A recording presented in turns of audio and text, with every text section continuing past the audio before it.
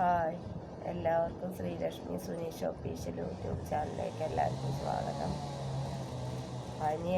പനിയും ജലദോഷം, ശരീരം ഭയങ്കര തളർച്ച ഉണ്ട്, ഭയങ്കര ക്ഷീണമുണ്ട്. ഇപ്പം നീട്ടു പല്ല് കഴിച്ച് ശ്രീലക്ഷ്മി കുറച്ച് കട്ടൻ ചായ ഉണ്ടാക്കി തന്നു കുടിച്ചിരിക്കുകയാണ്. ഒരു ബാലൻസ് ഇല്ല നടക്കാൻ, എന്താണെന്നറിയില്ല. നല്ല പനിയാണ്, ജലദോഷം പിടിച്ചിട്ട് തലവേദനിക്കുക, കണ്ണിൻ്റെ തടമൊക്കെ ഇങ്ങനെ വീങ്ങിയിട്ടുണ്ട്, സൗണ്ട് ആകെ മാറിയിട്ടുണ്ട്, തല പൊങ്ങണില്ല, ത്രാടാണ്.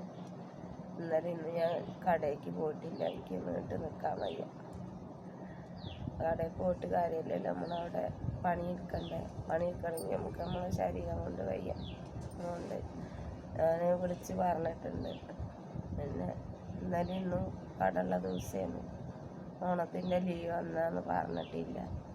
പിന്നെ പോകാൻ വയ്യാത്തതുകൊണ്ട് ഞാൻ എങ്ങനെയെങ്കിലും പോകണം എന്ന് വിചാരിച്ചതാണ്. ഈ ശരീരം കൊണ്ട് വയ്യാത്തതുകൊണ്ട് പോയിട്ടില്ല. ശ്രീലക്ഷ്മി ഉണ്ട്, ശ്രീലക്ഷ്മി ഇപ്പം ഇന്നലെ രാത്രി തൊട്ട് ചെറുതായിട്ട് തുമ്മൽ തുടങ്ങിയാണ്. വരാഞ്ഞാൽ മതിയെന്ന് എന്നെ വന്നിട്ട് ആകെ വല്ലാത്തൊരു ഇതിലാണ്. പനി പറഞ്ഞാൽ ഭയങ്കര തളർച്ചയാണ്, വീട്ടിൽ നിൽക്കാൻ വയ്യ. പിന്നെ പുറത്തേക്ക് 2 മരുന്ന് എഴുതി, ആ മരുന്ന് കുടിച്ചാൽ നീക്കി തന്നെ ചെയ്യില്ല, കണ്ണും എഴുതിയില്ല. എല്ലാവരും ചായയൊക്കെ കുടിച്ച് ഉച്ചയ്ക്ക് ചോറ് ആയി തുടങ്ങി. ഞാൻ കട്ടൻ ചായ കുടിക്കുന്ന നേരമാണ്, ഇപ്പോഴേക്ക് നീക്കാൻ വയ്യാത്തതുകൊണ്ടാണ്. കുറേ നേരമായി ശ്രീലക്ഷ്മിനോട് എനിക്ക് ചായ ഉണ്ടാക്കി കൊണ്ടാകാം. നമ്മളിന്ന് നോക്കാൻ ആരുമില്ല, എല്ലാവരും അവസ്ഥ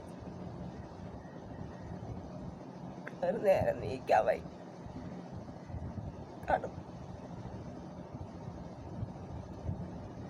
അത്രയും വയ്യ.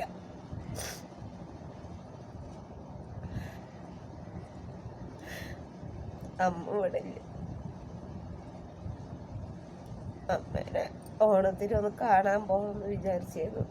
ആദ്യമായതുകൊണ്ട് അമ്മേൻ്റെ അടുത്തേക്ക് പോകാനും പേടിയാണ്.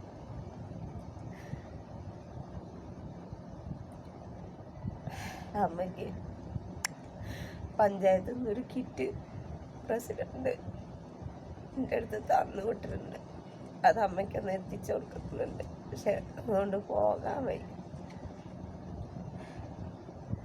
എങ്ങനെ ഇപ്പം അതങ്ങോട്ട് എത്തിച്ചു കൊടുക്കുക, വയ്യ. സ്വന്തം നീട്ട് നിൽക്കും വയ്യ.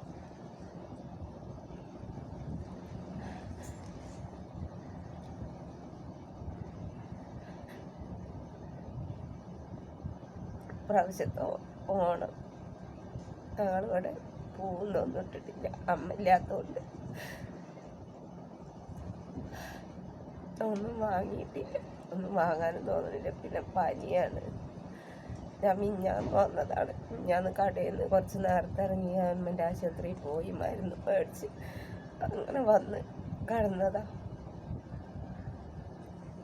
പിന്നെ ഒന്നും വാങ്ങാൻ കടയ്ക്കും പോയിട്ടില്ല,